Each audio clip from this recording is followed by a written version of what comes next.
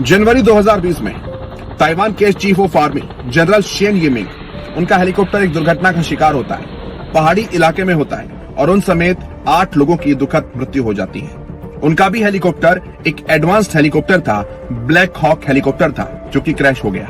इसका कारण था हेलीकॉप्टर का पूरा सिक्योरिटी सिस्टम और एयर सिस्टम फेल हो जाना और उस पर साइबर अटैक हुआ था, जो कि चाइना ने किया था। चाइना और ताइवान के संबंध कैसे हैं, ये बात किसी से छिपी नहीं है और ये कोई पहली घटना भी नहीं है, क्योंकि इससे पहले 2020 में फ्रांस की एरोस्पेस कंपनी थेल्स ने एक बुक पब्लिश की, जिसमें बताया गया कि साइबर थ्रेट हैंडबुक के जरिए साइबर अटैकर्स जो हैं, उनके निशाने पर पूरा एरोस्पेस है। 2019 में यूएसए के डिपार्टमेंट ऑफ होमलैंड सिक्योरिटी ने हेलीकॉप्टर पायलट्स को अलर्ट किया कि इंटरनल सिस्टम पर साइबर अटैकर्स अटैक कर सकते हैं और आपके सिस्टम को करप्ट कर सकते हैं। 2017 में यूएस की अटलांटिक सिटी में बोइंग 757 विमान के सिस्टम कंट्रोल को हैक किया गया। यह हैक कराया था US department of homeland security ने एक एक्सपेरिमेंट के रूप में। भारत के पड़ोसी कैसे हैं और वो भारत को नुकसान पहुंचाने के लिए किस हद तक गिर सकते हैं, ये बात किसी से छिपी नहीं है।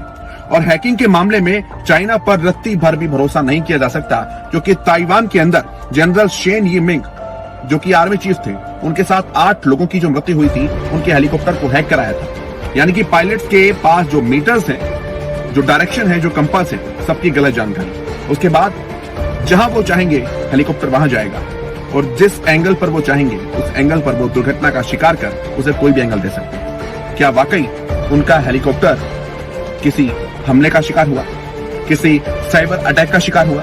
यानी कि साइबर अटैकर्स ने बिना हेलीकॉप्टर के अंदर प्रवेश किए पूरे हेलीकॉप्टर को ही दुर्घटनाग्रस्त करवा दिया। इस एंगल पर भी जरूर जांच होनी चाहिए, इस बात को भी जरूर सोचना चाहिए, क्योंकि भारत का नुकसान जो हुआ है सीडीएस जनरल बिपिन रावत के इस बलिदान से, वो बहुत बड़ी क्षति है पूरे भारत को, पूरी इंटरनल सिक्योरिटी को और पूरे आर्मी स्टाफ को।